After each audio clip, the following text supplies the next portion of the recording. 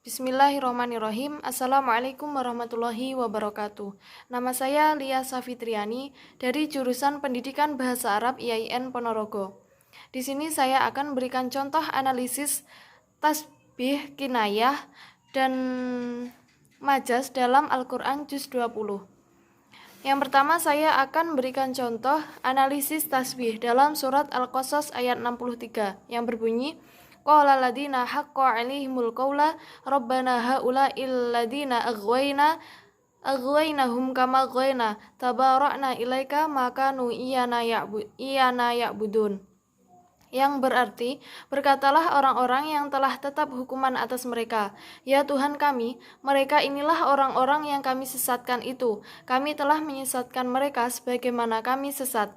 Kami menyatakan berlepas diri dari mereka kepada Engkau, mereka sekali-kali tidak menyembah kami.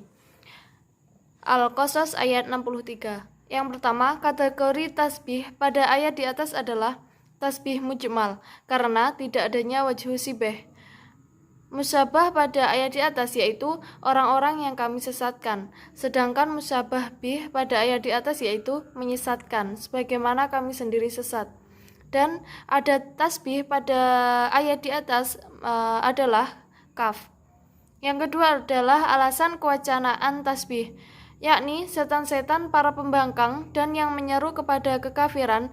Setan-setan itu menyatakan pengakuannya bahwa orang-orang tersebut telah mereka sesatkan dan orang-orang itu mau mengikuti mereka, tetapi pada akhirnya setan-setan itu berlepas diri dari penyembahan yang dilakukan mereka. Kemudian yang ketiga adalah aspek estetika pada tasbih.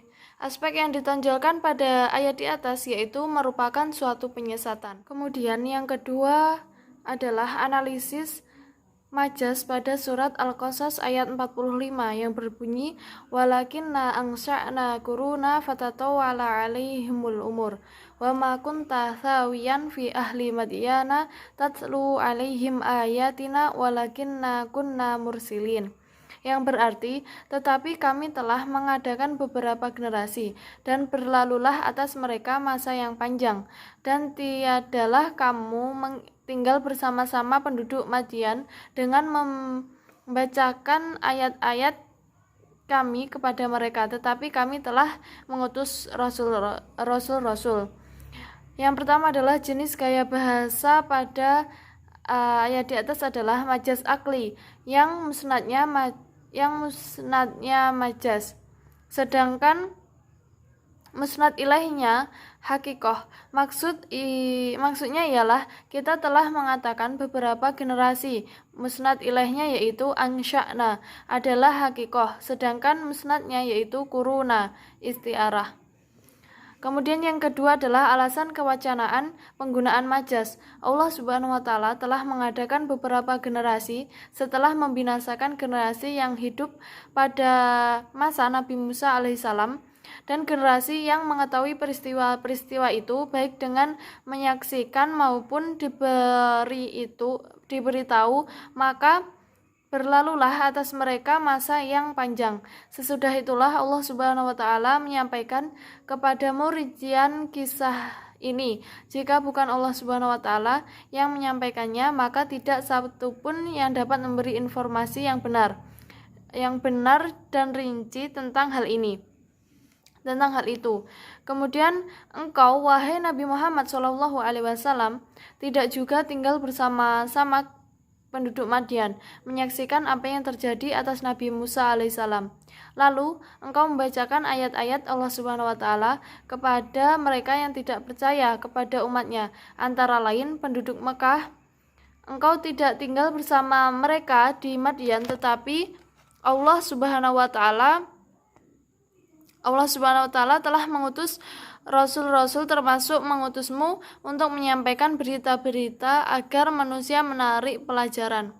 Kemudian yang ketiga adalah aspek estetika dalam kelompok ayat di atas adalah persamaan informasi Al-Quran dengan informasi Taurat dan Injil, bukan karena jiplakannya, tapi karena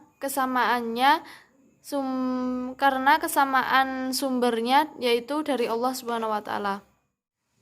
Kemudian yang ketiga adalah analisis kinayah pada surat Al-Qasas ayat 32 yang berbunyi usluk yadaka fi jaybika takhruju bayda'an min ghairi su'in wadmum ilaika janahaka minar rahbi fadhanika burhanani min rabbika ilayya ila fir'auna wa malaihi innahum kanu qauman fasikin. Yang berarti, masukkanlah tanganmu ke leher bajumu, niscaya ia keluar putih tidak bercacat, bukan karena penyakit, dan dekapkanlah kedua tanganmu ke dadamu bila ketakutan. Maka yang demikian itu adalah dua mukjizat dari Tuhanmu, yang akan kamu hadapkan kepada Fir'aun dan para pembesar-pembesarnya. Sesungguhnya mereka adalah orang-orang yang fasik. Yang pertama adalah kategori kinayah. Kategori kinayah pada ayat di atas adalah kata wadmim ilaika janahaka minar rohbi adalah kinayah dari tangan. Hal ini dikarenakan tangan sama fungsinya dengan saya pada burung. Yang kedua adalah alasan kewacanaan penggunaan kinayah. Mujahid mengatakan bahwa sebelumnya Nabi Musa alaihissalam takut melihat Fir'aun. Lalu Nabi Musa berdoa, "Ya Allah, sesungguhnya aku mohon pertolongan kepadamu dalam menghadapinya, dan aku mohon perlindungan kepadamu dari kejahatannya." Maka Allah mencabut dari hati Musa rasa takut yang mencengkamnya dan mengalihkannya dalam hati Fir'aun. Sejak saat itu apabila Fir'aun melihat Musa, maka ia terkencing-kencing bagaikan keledai karena takutnya terhadap Musa. Yang ketiga adalah aspek estetika penggunaan kinayah pada ayat di atas adalah Musa meminta perlindungan terhadap Allah atas kejahatan Fir'aun dan akhirnya Allah melindungi Musa sampai Fir'aun takut kepada Musa. Syukran hadamini wa akhiran wassalamualaikum warahmatullahi wabarakatuh.